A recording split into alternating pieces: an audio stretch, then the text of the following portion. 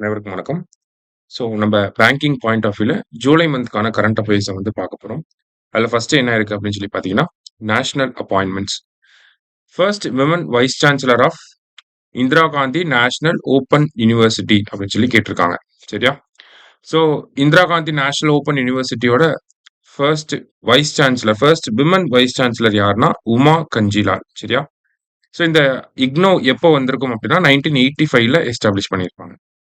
அடுத்தது new director general of Sashastra Seema Bal எஸ்எஸ்பியோட new director general யாரு வந்திருக்காங்க அப்படின்னா சஞ்சய் சிங்கால். சரிங்களா? சஞ்சய் சிங்கால் அப்படிங்கிறவர் வந்திருக்காரு. இவரு யாரை ரீப்ளேஸ் பண்ண போறாங்கன்னா அம்ரித் மோகன் பிரசாத்தை ரீப்ளேஸ் பண்ண போறார். ஓகேவா? சஞ்சய் சிங்கால் எப்போ வரைக்கும் பதவியில இருப்பாருன்னா 31 டிசம்பர் 2028 வரைக்கும் ஒரு டைரக்டர் ஜெனரலா இருக்க போறார். ஓகேவா? அடுத்தது chairman of insurance regulator IRDAI, insurance regulatory development authority of India எப்போ வந்திருக்கும்னா 1999ல வந்திருக்கும். மல்ஹோத்ரா கமிட்டி தான் IRDAI எஸ்டாப்ளிஷ் பண்ணணும்னு சொல்லியிருப்பாங்க. அதோட சேர்பர்சனா இப்ப அஜய் சேத் அப்படிங்கிறவரு வந்திருக்காரு. சரிங்களா? ஸோ IRDAI பார்க்குறப்ப இன்னொரு டார்கெட் படிச்சுக்கலாம். இன்சூரன்ஸ் ஃபார் ஆல் அப்படிங்கிறது இவங்களோட டார்கெட். ஓகேவா? இன்சூரன்ஸ் ஃபார் ஆல் அப்படிங்கிறது இவங்களோட டார்கெட் பை 2047க்குள்ள. ஓகேவா? அடுத்தது president Murmu appoints new governors for Haryana, Goa and Ladakh. So கவர்னரோட அப்பாயின்மெண்ட் ஆர்டிகல் என்ன அப்படின்னா ஆர்டிகல் 155. ஸோ அஷிம் குமார் கோஸ் ஹரியானாவோட கவர்னரா வந்திருக்கார்.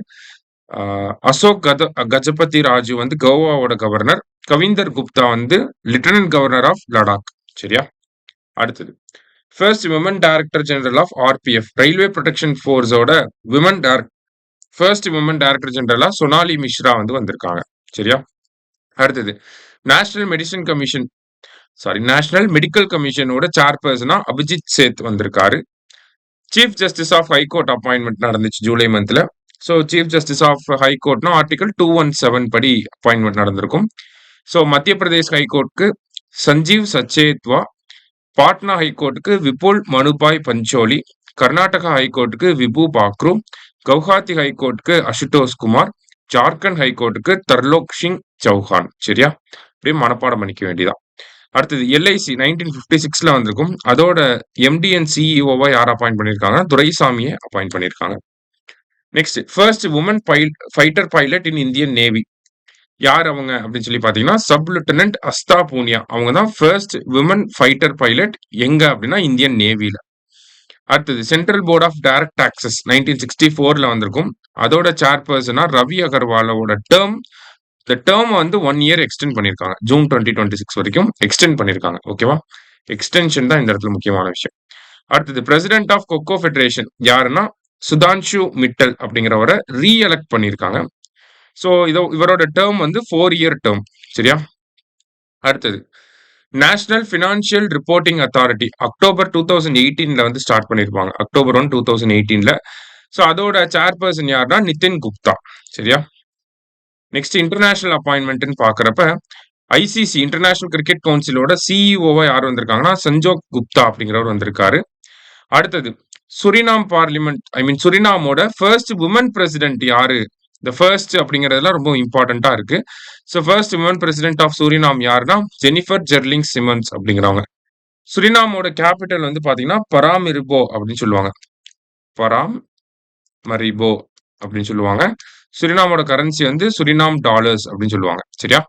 அடுத்தது new prime minister of Ukraine யாருன்னா யுலியா ஸ்வெர்டென்கோ அப்படிங்கிறவங்க. யுக்ரைனோட கேபிட்டல் கியேவ். அவங்களோட கரன்சி ஹிர்வினியா அப்படின்னு சொல்லுவோம். பிரசிடென்ட் யாருன்னா ஜெலன்ஸ்கி, விளாடிமிர் ஜெலன்ஸ்கி தான் யுக்ரைனோட பிரசிடென்ட். சரியா? அடுத்தது national news. So vice president Jagdeep Dhankhar resigned அப்படின்னு கொடுத்துருக்காங்க. இந்தியாவோட 14th வைஸ் பிரசிடென்டா ஜக்தீப் தன்கர் அவர் ரிசைன் பண்ணிட்டாரு. அடுத்ததா பாத்தீங்கன்னா 15th வைஸ் பிரசிடென்டே வந்துட்டாங்க. 15th வைஸ் பிரசிடென்ட் யாருன்னா CP ராதாகிருஷ்ணன் ஃப்ரம் தமிழ்நாடு. சரிங்களா? இவர் வைஸ் பிரசிடென்டா வர்றதுக்கு முன்னாடி கவர்னர் ஆஃப் மகாராஷ்டிராவா இருந்திருப்பாரு. இப்ப கவர்னர் ஆஃப் மகாராஷ்டிரா யாருன்னா ஆச்சாரிய தேவ்ரத். சரியா? ஆச்சாரிய தேவ்ரத் தான் இப்ப கவர்னர் ஆஃப் மகாராஷ்டிராவா இருக்காரு. வைஸ் பிரசிடென்டோட ஆர்டிகல் பாத்தீங்கன்னா 66. சரியா? அடுத்தது 44th Indian site to be inscribed in UNESCO world heritage list. So மொத்தம் இந்தியால 44 சைட் இருக்கு. அதுல 44வது சைட் என்னன்னா மராத்தா மிலிட்டரி லேண்ட்ஸ்கேப். இதுல டோட்டலா 12 ஃபோர்ட் வந்து இருக்கும். சரியா? அதுல 11 ஃபோர்ட் மகாராஷ்டிரால, 1 ஃபோர்ட் வந்து தமிழ்நாட்டுல இருக்கு. தமிழ்நாட்டுல எங்கன்னா ஜின்ஜி ஃபோர்ட். செஞ்சி அப்படின்னு சொல்லுவாங்க இல்லையா? அந்த இடத்துல இருக்கு. சரியா? அடுத்தது ஆப்பரேஷன் சிவா யார் லான்ச் பண்ணியிருக்காங்கன்னா, இந்தியன் ஆர்மி லான்ச் பண்ணியிருக்காங்க. இந்த அமர்நாத் யாத்ரா வந்து ஜம்மு அண்ட் காஷ்மீர் ரீஜியன்ல நடக்கும். ஸோ அத சேஃபா அவங்கள கூட்டிட்டு போயிட்டு வரணும் அப்படிங்கிறதுக்காக இந்த ஆப்பரேஷன் சிவாவ லான்ச் பண்ணியிருக்காங்க. அடுத்தது ஆப்பரேஷன் மகாதேவா அப்படிங்கிறதும் ஜம்மு அண்ட் காஷ்மீர்ல தான் லான்ச் பண்ணியிருக்காங்க. இது வந்து ஒரு கவுண்டர் டெரர் ஆப்பரேஷன். அதுல 3 பாகிஸ்தான் எல்இடி டெரரிஸ்ட்ட வந்து நியூட்ரலைஸ் பண்ணிட்டாங்க அப்படின்னா, அவங்கள வந்து சுட்டுக் கொன்னுட்டாங்க அப்படின்னு சொல்லி அர்த்தம். எல்இடி அப்படின்னா லஷ்கர் இ தைபா அப்படின்னு சொல்லி சொல்லுவாங்க. ஒரு டெரரிஸ்ட் ஆர்கனைசேஷன். அடுத்தது world's most popular democratic leader யாருன்னா, பிரைம் மினிஸ்டர் நரேந்திர மோடி தான். இந்த ஒரு ரிப்போர்ட்ட வெளியிடுறது யாருன்னா, மார்னிங் கன்சல்ட் அப்படிங்கிற ஒரு நிறுவனம். சரியா? இதுல தொடர்ந்து 5த் கன்சிக்யூட்டிவ் டைமா வேர்ல்டோட மோஸ்ட் பாப்புலர் லீடரா நம்ம பிரைம் மினிஸ்டர் வந்திருக்காரு. அடுத்தது India became the first country in the world to launch a traditional knowledge digital library. அதாவது ட்ரெடிஷனல் மெடிசின்ஸ் எல்லாம் ப்ரொமோட் பண்ணணும் அப்படிங்கிறதுக்காக ஏஐ இன்டகிரேட்டடா இந்த ட்ரெடிஷனல் நாலேஜ் டிஜிட்டல் லைப்ரரி அப்படிங்கிறத நம்ம கொண்டு வந்திருக்கோம். அதான் ஃபர்ஸ்ட் கண்ட்ரி அப்படின்னு சொல்லி கொடுத்துருக்காங்க. அடுத்தது first national level cooperative university அப்படிங்கிறத ரீசெண்டா ஒரு பில் கொண்டு வந்து ஒரு ஆக்ட் கொண்டு வந்திருப்பாங்க. அந்த யூனிவர்சிட்டி பேரு திரிபுவன் சக்காரி யூனிவர்சிட்டி. எங்க வரப்போகுது அப்படின்னா, குஜராத்தோட ஆனந்த் அப்படிங்கிற டிஸ்ட்ரிக்ட்ல வரப்போகுது. திரிபுவன் சக்காரி யாருன்னா, இந்தியாவோட ஃபேமஸ் கோஆபரேட்டிவ் அமுலோட ஒன் ஆஃப் த ஃபவுண்டர்ஸ் இவரு. அதனால தான் அவர் பேர்ல இந்த யூனிவர்சிட்டிய ஆரம்பிச்சிருக்காங்க. அடுத்தது சிக்கந்தூர் கேபிள் ஸ்டேட் பிரிட்ஜ் எங்க இருக்குன்னா, கர்நாடகால வந்து இருக்கு. சரியா? அடுத்தது India's longest animal overpass corridor யார் பில்ட் பண்ணியிருக்காங்கன்னா, national highway authority of India. Bank எக்ஸாம்ல இத கேட்டிருந்தாங்க. ஸோ இதோட ஓவர் பாஸ் காரிடாரோட டோட்டல் கிலோமீட்டர்ஸ் வந்து 12 கிலோமீட்டர்ஸ் வரும். ஓகேங்களா? ஸோ நமக்கு இந்த மாரி ஓவர் பாஸ் இருக்கும். இங்க வெஹிக்கிள்ஸ்லாம் போய்க்கும். இங்க வந்து அனிமல்ஸ் வந்து அனிமல்ஸ் மூவ்மெண்ட்டுக்காக இங்க கிரீனரீஸ்லாம் இருக்கும். சரியா? அது எங்க கட்டியிருக்காங்கன்னா, டெல்லி டூ மும்பை எக்ஸ்பிரஸ் வேல கட்டியிருக்காங்க. அடுத்தது இன்டர்நேஷனல் நியூஸ்ன்னு பார்க்குறப்ப, Myanmar forms new government after ending emergency rule அப்படின்னு சொல்லி குடுத்துருக்காங்க. ஸோ இந்த புது கவர்ன்மென்ட்டோட பிரைம் மினிஸ்டரா யார் வந்திருக்காங்கன்னா, யூ நோ ஷா அப்படிங்கிறவர் வந்திருக்காரு. மியான்மரோட கேபிட்டல் பார்த்தீங்கன்னா, நாய்பிடாவ் அப்படின்னு சொல்லுவாங்க. Okay, Naypyidaw. இவங்களோட கரன்சி வந்து கியாட். அடுத்தது PM Modi to embark on UK and Maldives. யுகேக்கும் மால்தீவ்ஸ்க்கும் போயிட்டு வந்திருப்பாரு. அதுல மால்தீவ்ஸோட 60th இண்டிபெண்டன்ஸ் டே செலிப்ரேஷன்ஸ்ல பார்ட்டிசிபேட் பண்ணியிருப்பாரு. ஸோ யூகேனா லண்டன், யுகேனா northern Ireland, Scotland, Wales, England இவங்க எல்லாம் வருவாங்க. மால்தீவ்ஸோட கேபிட்டல பொறுத்த வரைக்கும் பார்த்தீங்கன்னா, எம்ஏஎல்இ மேல். அடுத்தது ருஃபியா அப்படிங்கிறது அவங்களோட கரன்சி. அடுத்தது லேண்ட்மார்க் ஃப்ரீ ட்ரேட் அக்ரிமெண்ட். இந்தியாவும் யூகேவும் ஒரு ஃப்ரீ ட்ரேட் அக்ரிமெண்ட் போட்டிருக்கோம். அதே மாதிரி இந்தியாவும் இஎஃப்டிஏ அப்படிங்கிற யூரோப்பியன் ஃப்ரீ ட்ரேட் ஆர்கனைசேஷன் இருக்காங்க. ஸோ இதுல யாரெல்லாம் இருப்பாங்கன்னா, ஐஸ்லாந்து, நார்வே, சுவிட்சர்லாந்து, அடுத்தது லீச்டென்ஸ்டீன். இந்த கண்ட்ரீஸ் 4 பேர் இருக்கக்கூடிய அமைப்பு தான் இஎஃப்டிஏ அப்படின்னு சொல்லுவாங்க. இந்தியா யூகே கூட ஃப்ரீ ட்ரேட் அக்ரிமெண்ட் போட்ட மாதிரி இந்த இஎஃப்டிஏ அப்படிங்கிற அமைப்போடையும் ஃப்ரீ ட்ரேட் அக்ரிமெண்ட்டை போட்டிருக்கோம். சரியா? அடுத்தது PM to visit Ghana, Trinidad Tobago, Argentina, Brazil and Namibia அப்படின்னு சொல்லி கொடுத்துருக்காங்க. எல்லாத்துக்கும் கேபிட்டல் கரன்சியை மட்டும் பார்த்து வச்சுக்கோங்க. கானானா அக்ரா கேபிட்டல், கரன்சி வந்து செடி. ட்ரினிடாட் அண்ட் டொபாக்கோனா கேபிட்டல் வந்து போர்ட் ஆஃப் ஸ்பெயின், கரன்சி வந்து நமக்கு வந்து அவங்க டாலர்ஸ் தான். சரியா? அர்ஜென்டினானா பியூனஸ் ஏரிஸ், அவங்களோட கரன்சி வந்து பெசோஸ். பிரேசில்னா பிரசிலியா கேபிட்டல், கரன்சி வந்து ரியால், பிரசிலியன் ரியால் அப்படின்னு சொல்லுவாங்க. அடுத்தது நமீபியாவோட கேபிட்டல் விந்தோவெக், உங்களோட கரன்சி டாலர். சரியா? அடுத்தது யுனெஸ்கோல இருந்து ரீசெண்டா யூஎஸ் வந்து வெளியே வந்துட்டாங்க. யுனெஸ்கோ, WHO இந்த மாதிரி அமைப்புகள்ல இருந்துலாம் யுஎஸ்ஏ வித்ட்ரா பண்ணிட்டு இருக்காங்க. அதுக்கு என்ன காரணம் சொன்னாங்க அப்படின்னா, யுனெஸ்கோ வந்து இஸ்ரேலுக்கு எதிரா செயல்படுது அப்படின்னு சொல்லி அந்த காரணத்தை சொல்லியிருந்தாங்க. சரியா? அடுத்தது அப்பாச்சி AH-64E அப்படிங்கிற இந்த அப்பாச்சி டைப் ஹெலிகாப்டர்ஸை யுஎஸ் கிட்ட இருந்து இந்தியா ஆர்மி வந்து வாங்கியிருக்காங்க. சரியா? அடுத்தது ரஷ்யாவோட காம்செட்கா பெனின்சுலால ஒரு 8.7 ரிக்டர்ல ஒரு எர்த்குவேக் வந்து வந்திருக்கும். சுனாமி அலர்ட்லாம் கொடுத்திருப்பாங்க. சரியா? எங்க வந்துச்சுன்னா காம்செட்கா பெனின்சுலா ஆஃப் ரஷ்யா. இந்த பெனின்சுலா எங்க இருக்குன்னு கூட கேட்கலாம். ரஷ்யால இருக்கு. அடுத்தது தாய்லாந்து, கம்போடியாவும் பாத்தீங்கன்னா ரீசெண்டா ஒரு சண்டை போட்டிருப்பாங்க. அதுக்கப்புறமா சீஸ்ஃபயர் அக்ரீமெண்ட் அப்படிங்கிறது சைன் ஆயிருக்கு. யார் இந்த அனவுன்ஸ்மென்ட்ட பண்ணாங்கன்னா, மலேசியாவோட பிரைம் மினிஸ்டர் அன்வர் இப்ராஹிம் தான் பண்ணியிருப்பாரு. கம்போடியாவோட பிரைம் மினிஸ்டர் யாருன்னா, Hun Manet. தாய்லாந்தோட acting prime minister யாருன்னா, பும்தம் வெச்யாசாய் அப்படிங்கிறவர். சரியா? அடுத்தது ஸ்டேட் ஆஃப் பாலஸ்தீன ரெகக்னைஸ் பண்ணியிருக்காங்க. பிரான்ஸ் வந்து பாத்தீங்கன்னா first G7 country to recognise Palestine. சரியா? இந்தியா எப்ப ரெகக்னைஸ் பண்ணியிருப்பாங்கன்னா 1988ல ரெகக்னைஸ் பண்ணியிருப்பாங்க. ஓகேவா? இது வந்து இந்தியா. ஓகே. அடுத்தது நியூ டெவலப்மெண்ட் பேங்க் எப்ப கொண்டு வந்திருப்பாங்கன்னா 2015ல வந்து கொண்டு வந்திருப்பாங்க. ஹெட் குவார்ட்டர்ஸ் வந்து ஷாங்காய்ல இருக்கு. மொத்தம் 11 மெம்பர் கண்ட்ரிஸ் வந்து இருக்காங்க. இது வந்து பிரிக்ஸோட பேங்க். சரியா? பிரிக்ஸோட பேங்க் தான் நியூ டெவலப்மெண்ட் பேங்க்னு சொல்றோம். அதுல ரீசெண்டா கொலம்பியாவும் உஸ்பெகிஸ்தானும் புது மெம்பர்ஸா வந்திருக்காங்க. அதோட சேர்த்து 11 கண்ட்ரிஸ் வந்து இருக்காங்க. சரியா? So total number of members 11. அதுல கொலம்பியா, உஸ்பெகிஸ்தான் ரீசெண்ட் மெம்பர்ஸ். அடுத்தது அட்சி அப்சர்வர் மிஷனை ஃபர்ஸ்ட் டைமா நடத்தியிருக்காங்க. ஸோ இது வந்து ஒரு மேரிடைம் கோஆபரேஷனை பில்ட் பண்றதுக்காக யார் நடத்திருக்காங்கன்னா குவாட் கண்ட்ரிஸ். குவாட் கண்ட்ரிஸ்னா அமெரிக்கா, ஆஸ்திரேலியா, ஜப்பான், அப்புறம் இந்தியா. இதுதான் குவாட் கண்ட்ரிஸ் அப்படின்னு சொல்லி சொல்லுவாங்க. அவங்களோட கோஸ்ட் கார்ட்லாம் சேர்ந்து பண்ணக்கூடிய ஒரு மிலிட்டரி எக்ஸசைஸ் மாதிரி இது. சரியா? அடுத்தது ஷினவாத்ரா. இவங்க தான் தாய்லாந்தோட பிரைம் மினிஸ்டரா இருந்தாங்க. சரியா? இவங்கள சஸ்பெண்ட் பண்ணிட்டு தான் இப்ப தாய்லாந்தோட ஹெட்டா யார் வந்திருக்காங்கன்னா பும்தம் விச்யாயாய் அப்படிங்கிறவர் வந்திருக்காரு. சரியா? என்னன்னா ஒரு ஃபோன் கால் அவங்க கம்போடியாவோட லீடரோட ஒரு ஃபோன் கால் பேசியிருப்பாங்க ஷினவாத்ரா. அது லீக் ஆனனால அவங்கள வந்து சஸ்பெண்ட் பண்ணிட்டாங்க. சரியா? அடுத்தது நேஷனல் நியூஸ்ல அடுத்து ஸ்டேட்/யூனியன் டெரிட்டரி நியூஸ்.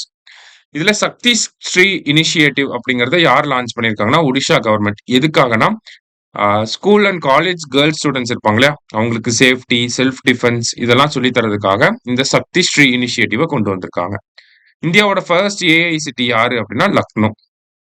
அடுத்தது மைனிங் டூரிசம் ப்ராஜெக்ட் லான்ச் பண்ண ஃபர்ஸ்ட் ஸ்டேட் யாருன்னா ஜார்க்கண்ட். சரியா?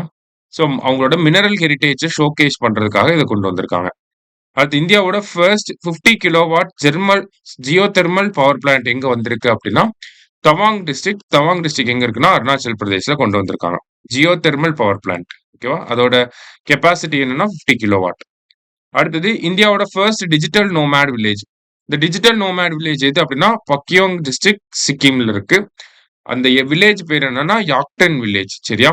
டிஜிட்டல் நோமேட்னா ரிமோட் ஒர்க்கர்ஸ் கூட அங்க உட்காந்து வேலை செஞ்சுக்க முடியும். அந்த அளவுக்கு டிஜிட்டல் கனெக்டிவிட்டி நல்லா இருக்கும். டிஜிட்டல் நோமேட் இன்டர்நேஷனல் லெவல் ரேங்கிங்ஸ்ல ஸ்பெயின் வந்து ஃபர்ஸ்ட் இடத்துல இருக்காங்க. இந்தியா வந்து 38th பிளேஸ்ல இருக்கோம் நம்ம. சரியா?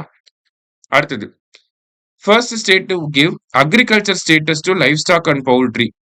லைவ் ஸ்டாக் கால்நடைகளுக்குலாம் அந்த அக்ரிகல்ச்சர் கீழே தான் வரும் அப்படின்ற அந்த ஸ்டேட்டஸ் கொடுத்த ஃபர்ஸ்ட் ஸ்டேட் யாருன்னா மகாராஷ்டிரா. சரியா?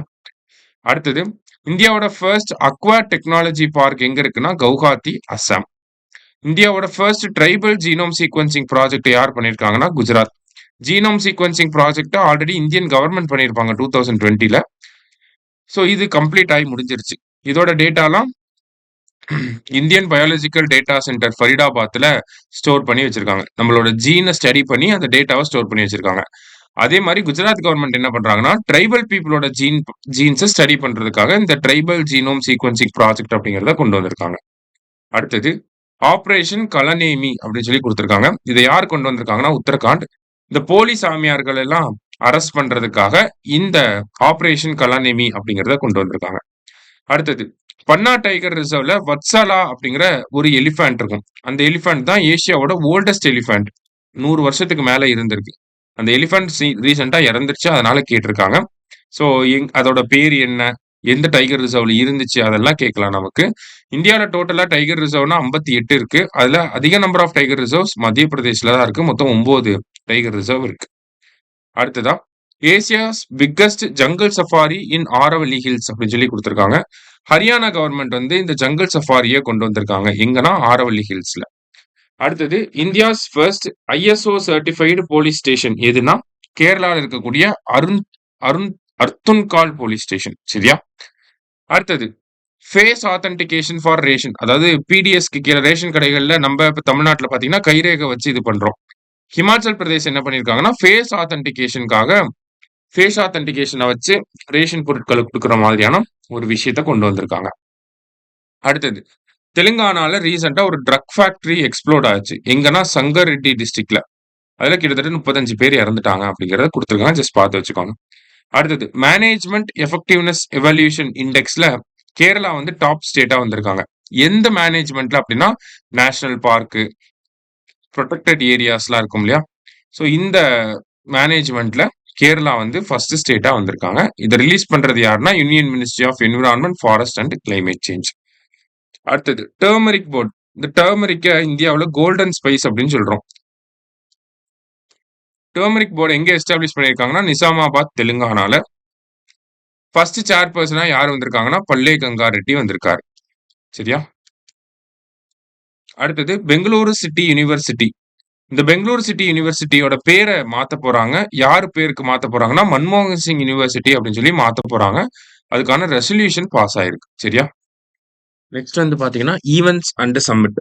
அதுல ஆ இப்போ வந்து பாத்தீங்கன்னா, United Nations climate change conference COP 30 வந்து பெலம்ல நடந்துகிட்டு இருக்கு. பெலம், பிரேசில்ல நடந்துகிட்டு இருக்கு. ஓகேவா?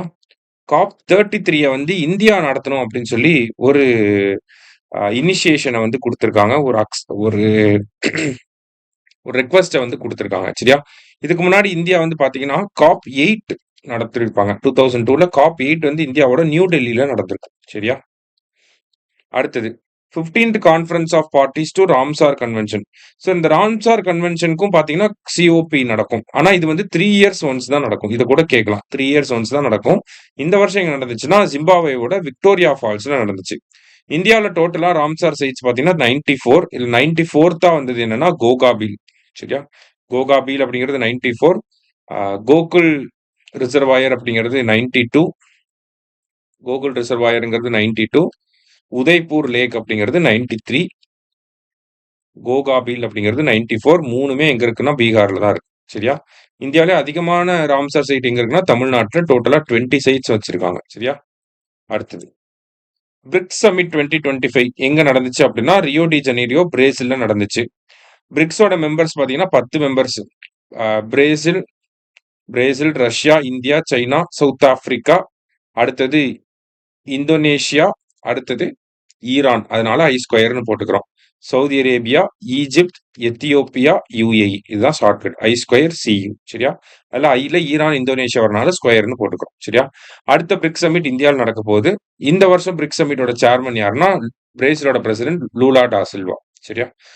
இந்த 2025 சமிட்கான தீம் என்னன்னா strengthening global south cooperation for more inclusive and sustainable governance அப்படிங்கிறது. அடுத்தது அதே மாதிரி பிரிக்ஸோட லேட்டஸ்ட் மெம்பர் யாருன்னா இந்தோனேஷியா. சரியா? லேட்டஸ்ட் மெம்பர் யாரு? லாஸ்டா ஜாயின் பண்ணது யாருன்னா இந்தோனேஷியா. அடுத்தது national and state schemes. CM flight அப்படிங்கிற scheme. Chief ministers foreign language initiative for global human talent அப்படிங்கிற இந்த ஸ்கீம் யார் லான்ச் பண்ணிருக்காங்கன்னா அஸ்ஸாம் கவர்மெண்ட் லான்ச் பண்ணிருக்காங்க. அங்க இருக்கக்கூடிய அன்எம்ப்ளாய்டு யூத்துக்கு வந்து பாத்தீங்கன்னா ஃபாரின் லாங்குவேஜ்ல ட்ரைனிங் வந்து கொடுக்க போறாங்க. ஸோ தட் குளோபல் கண்ட்ரீஸ்க்கு போய் அவங்க வேலை தேடட்டும் அப்படிங்கிறதுக்காக. சரியா? அடுத்தது முக்கியமந்திரி சேகத் யோஜனா.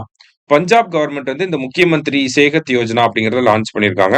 எப்படி ஆயுஷ்மான் பாரத் திட்டத்துக்கு கீழ 5 லட்சம் ரூபாய் கொடுக்குறாங்களோ அதே மாதிரி முக்கியமந்திரி சேகத் யோஜனா கீழ ஒரு ஃபேமிலிக்கு 10 லட்சம் ரூபாய் ஹெல்த் இன்சூரன்ஸா கொடுக்குறாங்க. சரியா? அவங்க எந்த இன்கம் கேட்டகரியில இருந்தாலும் அவங்களுக்கு கொடுக்குறாங்க. இதை யார் லான்ச் பண்ணிருக்காங்கன்னா பஞ்சாப். அடுத்தது முக்கியமந்திரி விருந்தாவன் கிராம் யோஜனா அப்படிங்கிறது யார் லான்ச் பண்ணிருக்காங்கன்னா மத்திய பிரதேஷ் வந்து லான்ச் பண்ணிருக்காங்க. அந்த ஸ்டேட்டோட சீஃப் மினிஸ்டர் மோகன் யாதவ் தான் இதை லான்ச் பண்ணியிருக்காரு. எதுக்காகனா கவுர் இயரிங்க ப்ரொமோட் பண்றதுக்கு, ஆர்கானிக் ஃபார்மிங் ப்ரொமோட் பண்ண, solar energy, water conservation, rural entrepreneurship இதெல்லாம் ப்ரொமோட் பண்றதுக்காக இதை கொண்டு வந்திருக்காங்க. அடுத்தது கஜமித்ர ஸ்கீம். கஜானா எலிஃபண்ட். யார் கொண்டு வந்திருக்காங்கன்னா அஸ்ஸாம் வந்து கொண்டு வந்திருக்காங்க. எதுக்காகனா ஹியூமன் எலிஃபண்ட் கான்ஃபிளிக்ட வந்து ரெடியூஸ் பண்றதுக்காக இதை கொண்டு வந்திருக்காங்க. அடுத்தது டிஜிலக்ஷ்மி ஸ்கீம் யார் கொண்டு வந்திருக்காங்கன்னா ஆந்திர பிரதேஷ். எதுக்காக அப்படின்னா டிஜிட்டல் சர்வீசஸ் ஆஃபர் பண்றது மூலயமா அர்பன் விமன் வந்து அவங்களுக்கு ஒரு வேலை வாய்ப்பை உருவாக்கி தர மாதிரியான ஸ்கீம். சரியா? செல்ஃப் ஹெல்ப் குரூப் மூலியமா ஒர்க் பண்ணுவாங்க இந்த ஸ்கீம்ல. ஸோ டிஜிலக்ஷ்மி அப்படின்னா ஆந்திர பிரதேஷ். அடுத்தது வித்யா சக்தி ஸ்கீம். இதுவுமே ஆந்திர பிரதேஷ் தான். ஸ்டூடெண்ட்ஸ் எல்லாம் பாத்தீங்கன்னா மேக்ஸ், சயின்ஸ், இங்கிலீஷ்ல எல்லாம் கொஞ்சம் ஸ்லோ லேர்னர்ஸா இருப்பாங்க. ஸோ அவங்களோட லேர்னிங் கெப்பாசிட்டியை பூஸ்ட் பண்றதுக்காக இந்த வித்யா சக்தி அப்படிங்கிற ஸ்கீமை கொண்டு வந்திருக்காங்க. டெக்னாலஜி மூலியமா எக்ஸ்ட்ரா கிளாஸஸ் அதெல்லாம் வந்து ஆஃபர் பண்ண போறாங்க. அடுத்தது research and development innovation scheme. இதை வந்து department of science and technology தான் இம்ப்ளிமெண்ட் பண்ண போறாங்க. ரீசெண்டா emerging science and technology innovation conclave வந்து நியூ டெல்லியில நடந்துச்சு. அந்த நியூ டெல்லியில் நடந்த அந்த மாநாட்டுல நம்ம பிரைம் மினிஸ்டர் என்ன பண்ணிருப்பாருன்னா, research development and innovation scheme அப்படிங்கிறத லான்ச் பண்ணி அதுக்கு கார்பஸா 1,00,000 crore வந்து கொண்டு வந்திருப்பார். சரியா? இது ரீசெண்டா நடந்தது. அடுத்தது சஞ்சார் மித்ரா ஸ்கீம். யாருன்னா டிபார்ட்மெண்ட் ஆஃப் டெலிகம்யூனிகேஷன். எதுக்காகனா யங்ஸ்டர்ஸை வந்து டிஜிட்டல் அம்பாசிடர்ஸா வந்து செட்டப் பண்ண போறாங்க. ஸோ தட் அவங்க டிஜிட்டல் சேஃப்டி, சைபர் ஃப்ராடை ப்ரிவென்ட் பண்றது, இந்த மாதிரியான விஷயங்கள்ல ஒரு அம்பாசிடரா செயல்படுறதுக்காக. அடுத்தது பிரதான் மந்திரி தன்தானிய கிருஷி யோஜனா. இது என்ன பண்ணிருக்காங்கன்னா கிட்டத்தட்ட 36 ஸ்கீம்ஸை இன்டகிரேட் பண்ணியிருக்காங்க. சரியா? 36 ஸ்கீம்ஸை இன்டகிரேட் பண்ணி ஒரு ஸ்கீமா கொண்டு வந்திருக்காங்க. 100 டிஸ்ட்ரிக்ட்ல இந்த ஸ்கீமை இம்ப்ளிமெண்ட் பண்ண போறாங்க. ஆஸ்பிரேஷனல் டிஸ்ட்ரிக்ட் ப்ரோக்ராம் அப்படின்னு சொல்லி நிதி ஆயோக் கொண்டு வந்திருப்பாங்க. அந்த மாடல்ல இந்த ஸ்கீமை இம்ப்ளிமெண்ட் பண்ண போறாங்க. சரியா? இதுக்கு 3 எலிஜிபிலிட்டி இருக்கு இந்த டிஸ்ட்ரிக்ட் செலக்ட் பண்றதுக்கு. கிராப் ப்ரொடக்ஷன் கம்மியா இருக்கணும். அடுத்தது கிராப் இன்டென்சிட்டி வந்து கம்மியா இருக்கணும். மூணாவது பாத்தீங்க அப்படின்னா ஃபர்ஸ்ட் வந்து கிராப் ப்ரொடக்ஷன், அடுத்தது கிராப் இன்டென்சிட்டி, மூணாவதா வந்து பாத்தீங்கன்னா கிரெடிட் ஆக்சஸ் கம்மியா இருக்கணும். சரியா? ப்ரொடக்ஷன் கம்மியா இருக்கணும். கிராப் இன்டென்சிட்டினா ஒரு வருஷத்துல எத்தனை கிராப் வந்து அவங்க பயிரிட்டு இருக்காங்க அப்படிங்கறத கிராப் இன்டென்சிட்டி. அடுத்தது ஃபார்மருக்கு கடன் கொடுக்கறது, அதான் கிரெடிட் ஆக்சஸ். இது மூணும் எங்கெல்லாம் கம்மியா இருக்கோ அந்த அந்த மாதிரி இருக்க 100 டிஸ்ட்ரிக்ட்ஸ் செலக்ட் பண்ணி அங்க இந்த ஸ்கீம் கொண்டு வர போறாங்க. அடுத்தது ஸ்போர்ட்ஸ் ரிலேட்டடா ஃபிடே விமன்ஸ் வேர்ல்டு கப் எங்க நடந்துச்சுன்னா ஜார்ஜியாவோட பாத்துமி அப்படிங்கிற சிட்டியில நடந்துச்சு. அதுல யார் வின் பண்ணிருக்காங்கன்னா திவ்யா தேஷ்முக் வந்து வின் பண்ணிருக்காங்க. யாரை டிஃபீட் பண்ணிட்டுனா கொனேரு ஹம்பியை டிஃபீட் பண்ணிட்டு. சரியா? ஸோ திவ்யா தேஷ்முக் வந்து இதன் மூலியமா இந்தியாவோட 88th கிராண்ட் மாஸ்டரா வந்திருக்காங்க. இந்தியாவோட யங்கஸ்ட் கிராண்ட் மாஸ்டர்னால இவங்க தான். சரியா? மொத்தம் டோட்டலா 91 கிராண்ட் மாஸ்டர்ஸ் இருக்காங்க. இப்போ ரீசெண்டா லாஸ்டா வந்து பாத்தீங்கன்னா இளம்பருதி தமிழ்நாட்டை சேர்ந்தவர் 90th கிராண்ட் மாஸ்டர், விஎஸ் ராகுல் 91st கிராண்ட் மாஸ்டரா வந்திருப்பாரு. டோட்டலா இந்தியாவில் 91 கிராண்ட் மாஸ்டர்ஸ் இருந்தாலும் அதுல 4 பேர் தான் விமன். சரியா? அடுத்தது rapid section grand chess tour எங்க நடந்துச்சு இந்த டோர்னமெண்ட்னா ஜாக்ரப் குரோயேஷியால வந்து நடந்திருக்கும். அதுல குகேஸ் வந்து வின் பண்ணியிருக்காரு. சரியா? அடுத்தது 32nd fish world university games எங்க நடந்துச்சு அப்படின்னா ஜெர்மனியில் நடந்திருக்கும். அதுல இந்தியா வந்து 12th பிளேஸ்ல இருந்திருப்பாங்க. இந்தியா வந்து 2 கோல்டு மெடலை வின் பண்ணியிருப்பாங்க. சரியா? அடுத்தது வேர்ல்டு டெஸ்ட் சாம்பியன்ஷிப் நமக்கு வந்து 2027, 2029, 2031 இது மூணையும் யார் நடத்த போறாங்கன்னா இங்கிலாந்து தான் நடத்த போறாங்க. சரியா? அந்த ஃபைனல்ஸ் மட்டும் இங்கிலாந்துல நடக்க போகுது. அடுத்தது ஜூனியர் ஸ்குவாஷ் சாம்பியன்ஷிப். இந்தியாவோட நம்பர் 1 விமென்ஸ் ஸ்குவாஷ் பிளேயர் யாருன்னா அனஹாத் சிங். அவங்க வந்து பிரான்ஸ் மெடலை வின் பண்ணியிருக்காங்க. ஸோ எங்க நடந்துச்சு அப்படின்னா கெய்ரோ எஜிப்துல வந்து நடந்திருக்கும். இது வரைக்கும் யாருமே கோல்டு மெடல் வின் பண்ணதில்ல. இவங்க தான் பிரான்ஸ் மெடலை வின் பண்ணியிருக்காங்க. சரியா? அடுத்தது world athletics Portugal sports meet. அதுல வந்து பாத்தீங்கன்னா முரளி ஸ்ரீசங்கர் வந்து கோல்டு மெடல் வின் பண்ணியிருப்பாரு. எதுலன்னா லாங் ஜம்ப்ல. அவரோட ஜம்போட மீட்டர் எவ்வளவு அப்படின்னா 7.75 மீட்டர்ஸ். இது கேட்கலாம். சரியா? அடுத்தது ஃபிடே செஸ் வேர்ல்டு கப் எங்க நடக்க போகுதுன்னா கோவால இப்ப நடந்துகிட்டு இருக்கு. சரியா? கோவா சிட்டில நடந்துகிட்டு இருக்கு. அடுத்தது FIFA club world cup. Club world cup யார் வின் பண்ணிருப்பாங்கன்னா செல்சி வந்து வின் பண்ணிருப்பாங்க. யாரை தோக்கடிச்சுன்னா பாரிஸ் செயின்ட் ஜெர்மான தோக்கடிச்சிட்டு வின் பண்ணிருப்பாங்க. எங்க இந்த கேம்ஸ் நடந்துச்சுன்னா யூஎஸ்ல நடந்திருக்கும். சரியா?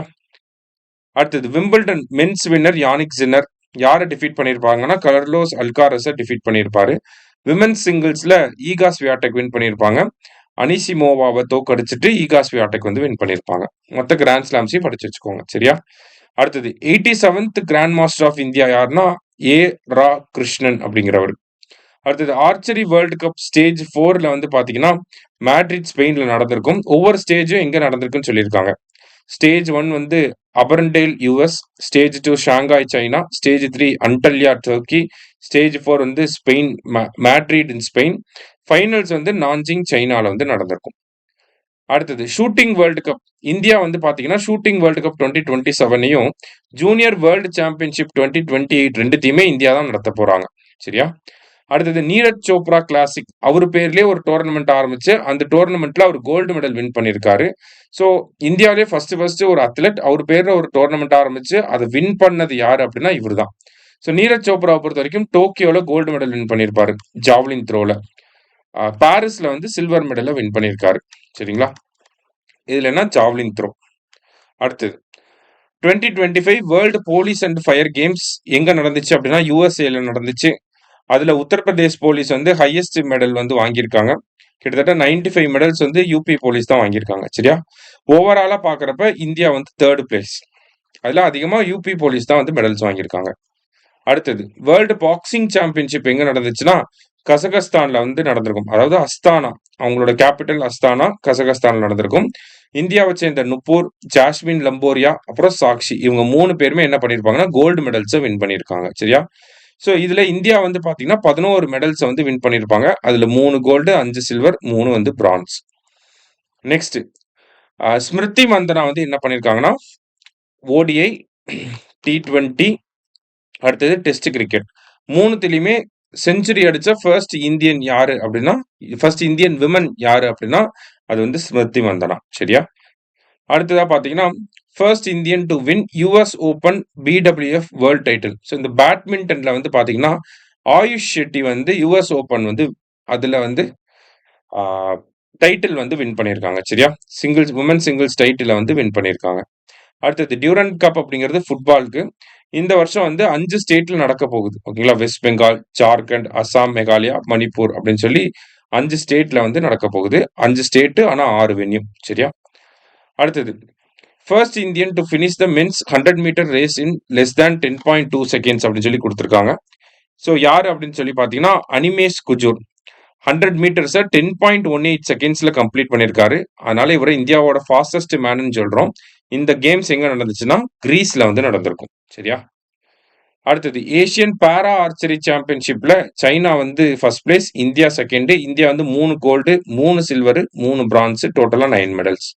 எங்க நடந்துச்சு அப்படின்னு சொல்லி பாத்தீங்கன்னா சைனால வந்து நடந்திருக்கும். ஓகேவா? அடுத்தது index and rankings. Index and ரேங்கிங்ஸ்ல first Henley passport index. First rank யாருன்னா சிங்கப்பூர். சிங்கப்பூர் வந்து ஃபர்ஸ்ட் ரேங்க். சிங்கப்பூர் பாஸ்போர்ட் இருந்துச்சுன்னா 193 கண்ட்ரீஸ்க்கு பாஸ்போர்ட் இல்லாம போய்க்கலாம். இந்தியாவோட ரேங்க் வந்து 85. இந்தியாவோட பாஸ்போர்ட் இருந்துச்சுன்னா நம்ம 57 நாடுகளுக்கு பாஸ்போர்ட் இல்லாம போய்க்கலாம். சரியா?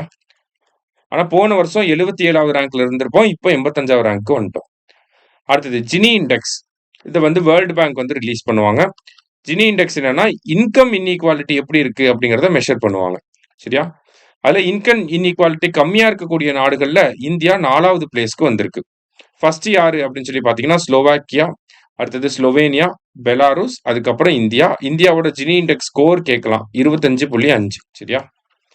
அடுத்தது global unicorn index. Unicorn companies அப்படின்னா அவங்களோட டோட்டல் வேல்யூவேஷன் $1 பில்லியன் மேல இருந்துச்சுன்னா அதை யூனிகார்ன் கம்பெனிஸ் அப்படின்னு சொல்லி சொல்லுவோம்.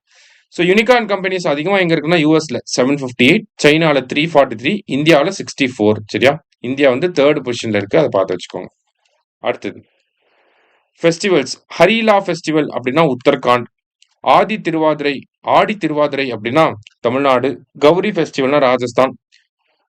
பேதின் கிளம் ஃபெஸ்டிவல் அப்படிங்கிறது மேகாலயா. ஆஸ்ட்ரோ டூரிசம் ஃபெஸ்டிவல் வந்து Ladakh. Khelo India water sports festival Dal லேக்ல நடந்திருக்கும், ஸ்ரீநகர். இங்கன்னா தால் லேக் இதுதான் இம்பார்ட்டன்ட் இங்க. பொனாலு ஃபெஸ்டிவல் அப்படிங்கிறது தெலுங்கானா. அடுத்தது அவார்ட்ஸ். ஃபர்ஸ்ட் பாத்தீங்கன்னா பென் டிரான்ஸ்லேட்ஸ் அவார்ட் யார் வின் பண்ணிருக்காங்கன்னா கீதாஞ்சலி ஸ்ரீ. ஓகேங்களா? ஸோ இவங்க வந்து என்ன பண்ணியிருக்காங்க அப்படின்னா ஒன்ஸ் எலிஃபேன்ட்ஸ் லிவ்டு ஹியர் அப்படிங்கிற இதுக்காக வின் பண்ணியிருக்காங்க. ஆக்சுவலி இவங்க தான் பார்த்தீங்கன்னா first international Booker price winner from India. ஓகேவா? டாம் ஆஃப் சாண்ட் அப்படிங்கிற இந்த புக்குக்காக வாங்கியிருப்பாங்க. ஸோ இதெல்லாம் பார்த்து வச்சுக்கோங்க. சரியா? இவங்க அதை ரெட் சமாதின்னு சொல்லி ஹிந்தியில் எழுதியிருப்பாங்க. அதை இங்கிலீஷ்ல டிரான்ஸ்லேட் பண்ணது யாருன்னா டைசி ராக்வெல். ஓகேவா? அடுத்தது ஜிபி பிர்லா மெமோரியல் அவார்டு யாருக்கு கொடுத்திருக்காங்கன்னா இஸ்ரோவோட சீஃப் டாக்டர் வி நாராயணனுக்கு கொடுத்திருக்காங்க. அடுத்தது மேரி பஞ்சாயத் ஆப் வந்து பாத்தீங்கன்னா world summit on information society அதுல ஒரு அவார்ட் வின் பண்ணிருக்காங்க டிஜிட்டல் கவர்னன்ஸ்க்காக. சரியா? அடுத்தது order of ancient Welwitschia mirabilis அப்படிங்கிறது நம்மளுடைய பிரைம் மினிஸ்டருக்கு நமீபியா கண்ட்ரி கொடுத்திருக்காங்க.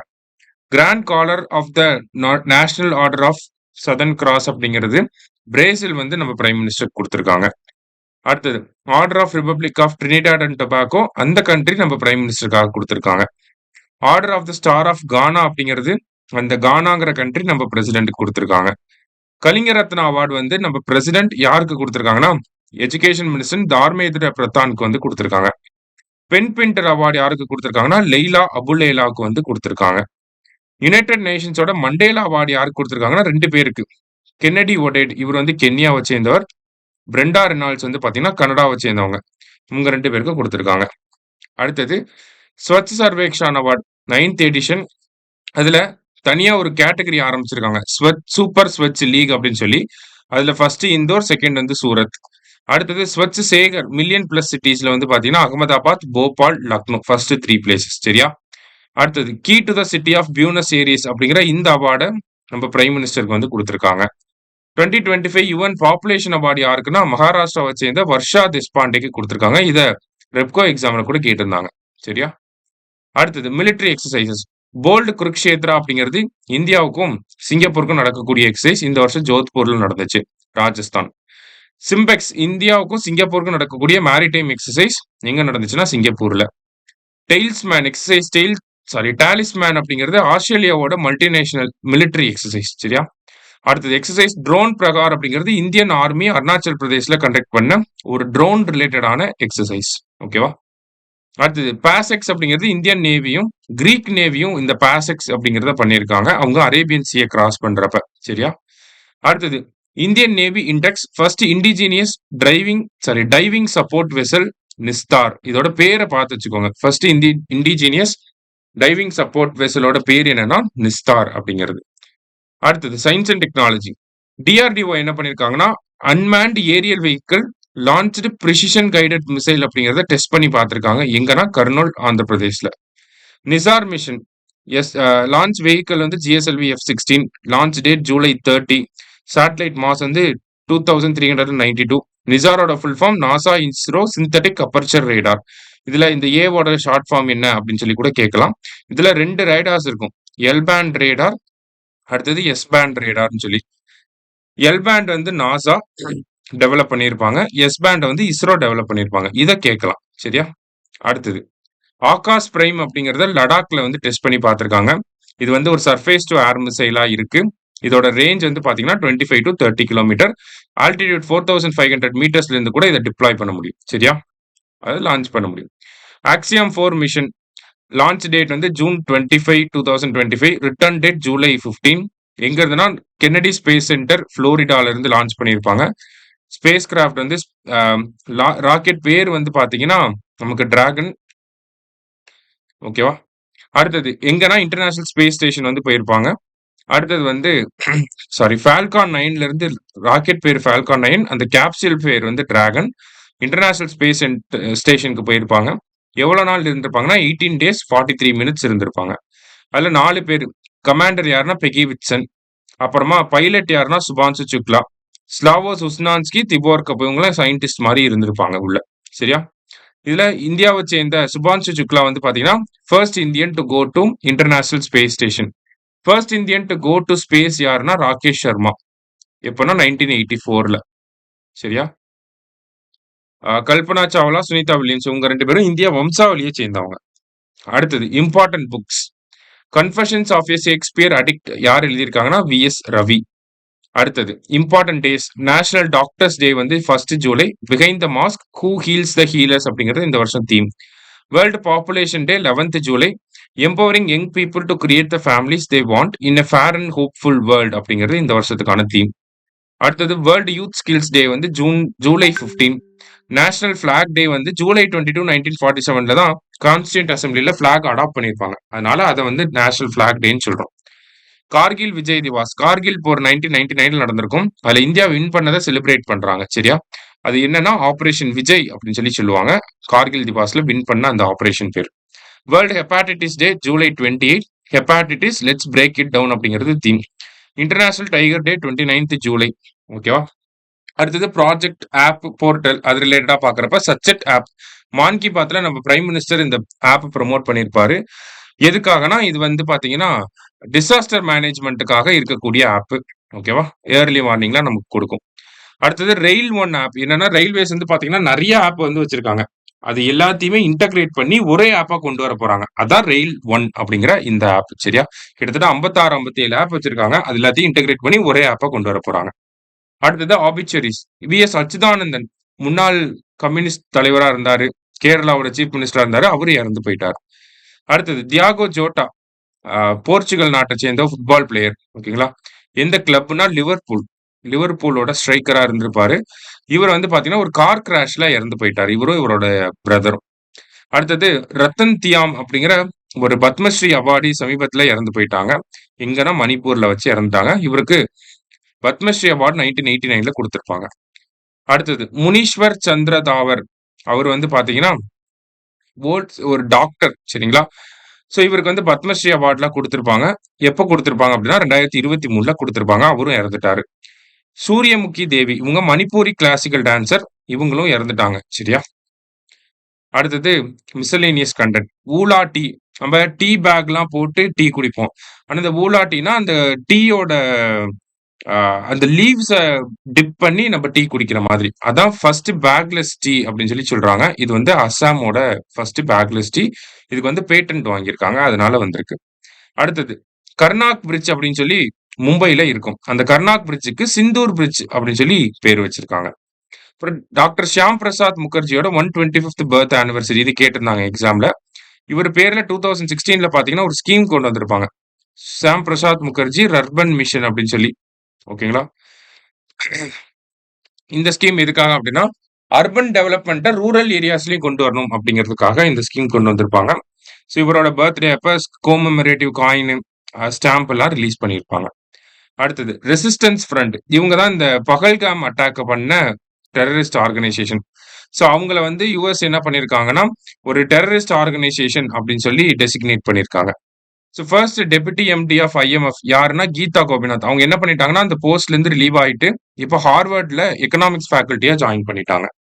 அடுத்து first Tesla showroom in India எங்க வரப்போகுதுன்னா, மும்பைல வரப்போகுது. அடுத்தது மானிட்டரி பாலிசி கமிட்டி. அதுல 6 மெம்பர்ஸ் வந்து இருப்பாங்க. சஞ்சய் மல்கோத்ரா, பூனம் குப்தா, ராஜீவ் ரஞ்சன், நாகேஷ் குமார், சகுதா பட்டாச்சார்யா, ராம் சிங் இவங்கெல்லாம் வந்து இருப்பாங்க.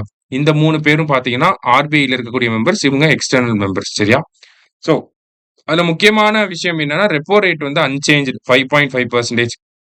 ஸோ ரெப்போ ரேட்டுங்கிறது 5.5%. எஸ்டிஎஃப் இதுல இருந்து 2.25 கம்மியாகும். ஓகேங்களா? 5.25% வந்து எஸ்டிஎஃப். எம்எஸ்எஃப் வந்து பாத்தீங்கன்னா, இதுல இருந்து 5.5ல இருந்து ஒரு 0.25 இன்க்ரீஸ் ஆகும். அப்ப 5.75% வந்து எம்எஸ்எஃப்பும் பேங்க் ரேட்டும் வந்து பாத்தீங்கன்னா 5.75%ல வச்சிருக்காங்க. சிஆர்ஆர் வந்து ரெடியூஸ் பண்ண போறாங்க. 4%ல இருந்து 3%ஆ ரெடியூஸ் பண்ண போறாங்க. 0.25 4 டிரான்ச்சேவா ரெடியூஸ் பண்ண போறாங்க. நவம்பர் 29 வந்து அது இம்ப்ளிமெண்ட் ஆகும். சரிங்களா? 3% சிஆர்ஆர் அப்படிங்கிறது. எஸ்எல்ஆர்ங்கிறது 18%ல வந்து நமக்கு இருக்கு. இந்தியாவோட ஜிடிபி growth வந்து 6.5% இருக்கும் அப்படிங்கிறத சொல்லியிருக்காங்க. சரியா? ஸோ ஜூலை மந்த்துக்கான கரண்ட் அஃபேர்ஸ ஃபுல்லா நம்ம கோ த்ரூ பண்ணியிருக்கோம். நீங்களும் ஒரு தடவ பார்த்துட்டு போங்க. நல்லா எக்ஸாம் பண்ணுங்க. Thank you. All the best.